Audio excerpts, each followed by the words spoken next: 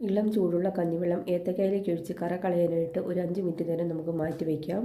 അതിനുശേഷം നമുക്കിതെല്ലാം ഒന്ന് ചതച്ചെടുക്കണം.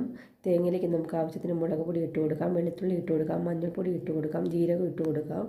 ഇതിനെ ഒരു മിക്സിയുടെ ജാറിലേക്ക് ഇട്ട് നമ്മൾ നന്നായി ഒന്ന് ചതച്ചെടുക്കണം. കുറച്ച് കറിവേപ്പില കൂടി നമുക്കൊന്ന് ഇട്ട് കൊടുക്കണം. എന്നിട്ട് നന്നായി ഒന്ന് ചതച്ചെടുക്കാം. ഇനി ഏത്തക്ക നമുക്ക് മാറ്റി വയ്ക്കാം.